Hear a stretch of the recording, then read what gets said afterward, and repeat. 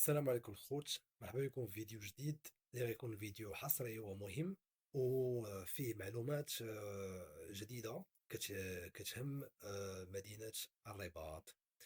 الرباط اليوم ماشي هي الرباط ديال البارح، وحتما ماشي هي الرباط ديال 2030. العاصمة كتعيش ورش مفتوح كيتسابق مع الزمن. واش كتعرفوا باللي كاين أكثر من 50 مليار ديال الدرهم مرصودة غير للبنية التحتية لمدينة الرباط. اليوم غنمشيو في واحد الرحلة حصرية للمستقبل. غنشوفوا الرباط كي غتولي مدينة ميغابول ولا ميغابوليس، اللي غتنافس عواصم عالمية بحال باريس ومدريد.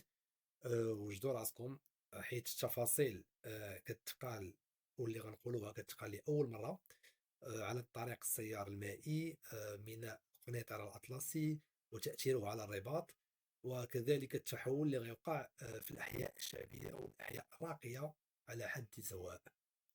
خليكم معايا للآخر، ما تنساوش ديروا سبسكرايب، لايك، وبارطاجيو الفيديو وفعلوا الجرس.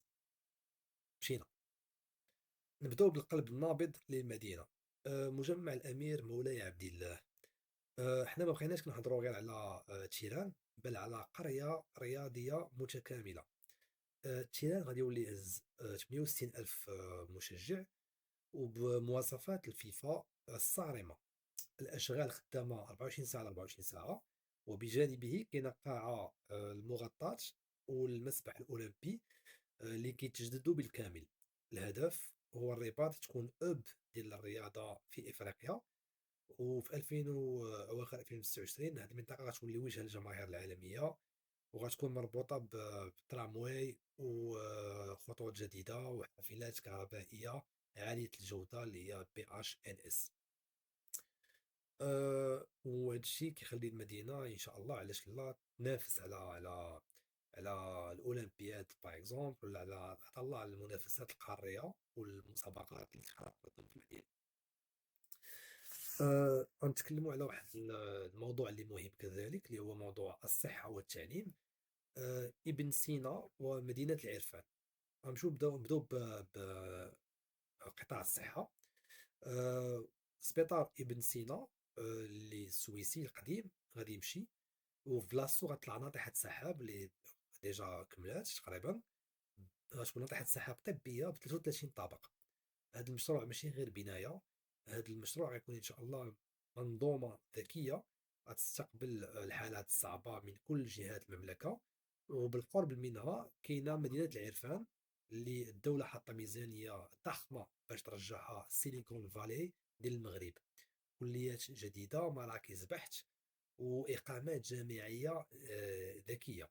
الهدف هو جذب الطلبة والباحثين من كل بقاع العالم في أفق 2030، باش يولي الطب والتطور ونرجعوا لذاك الزمن اللي كان المغرب رائد في هذا الشيء عالميا.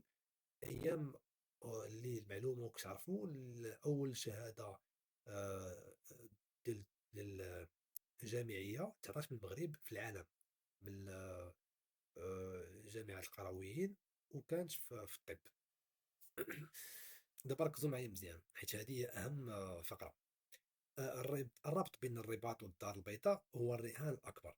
أولا، طريق السيار القاري، طوغوت كونتينونتال. هذا الطريق غيدوز بعيد عن الساحل، وغيفتح مناطق جديدة للسكن والاستثمار بين العاصمتين. ثانيا، تمديد خط البراق اللي تي جي في ولا ال جي في. في 2030 غادي التي جي في غيولي يدوز من الرباط واحد التونيل تحت الأرض في بعض المناطق، باش يحافظ على جمالية المدينة، وغيوصلنا لمراكش في أقل من ساعتين. وزيد عليها حتى محطة الرباط المدينة اللي غتولي تحفة معمارية مغطاة بالكامل بالزجاج والطاقة الشمسية. وهذا المشروع خدامين عليه حتى هو. بالنسبة للرباط، المدينة الزرقاء أو الواجهة البحرية. وبالنسبة للنهر أبي رقراء، شنو هما المشاريع اللي كيتسناو هذه المنطقة؟ كيف كتعرفوا ما نقدروش نهضروا على مدينة الرباط بلا ما نذكروا البحر والوادي. مشروع تهيئة ضفتي أبي رقراق غادي يوصل لمراحل متقدمة إن شاء الله. غادي نشوفوا مارينا ثانية، فنادق بالاص عالمية، ومسارح مفتوحة. الكورنيش ديال الرباط من جهة المحيط، فغادي يولي اون غروند بروميناد ولا منطقة ديال المشي عالمية كيمتد من قصبة الوداية إلى مدينة تمارا. غيولي عندنا مسارات للدراجات، فضاءات للرياضة، ومنصات للمهرجانات. الرباط غادا تتصالح مع البحر ديالها بشكل نهائي، وغادي يوليو فيه فضاءات اللي جميلة جدا. كخلاصة يا الخوت، الرباط في 2030 غتكون مدينة خضراء، جرين سيتي. التحول الرقمي غيخلينا نخلصوا الطوبيس والباركينغ غير بالتليفون. غيكون الذكاء الاصطناعي كذلك غيسير حركة المرور. وهاد المشاريع ماشي غير حيت غنظموا كأس العالم باش نعيدوا باش نعيشوا في مدن اللي كتحترم المواطن، اللي كتكون منظمة وجميلة وكيعيش فيها المواطن برفاهية وبأريحية. نتوما شنو هو أكبر مشروع ولا أكثر مشروع جاكم واعر؟ شنو هو المشروع اللي كتسناو بفارغ الصبر؟ واش طريق السيار القاري، واش التيران الجديد، واش تهيئة الضفة ديال الأبيرقراء أو لا كورنيش؟ خليو لي التعاليق ديالكم. وما تنساوش حنا قربنا دابا ل1000 مشارك ولا 1000 مشترك في القناة. الدعم ديالكم هو اللي كيخلينا نستمروا.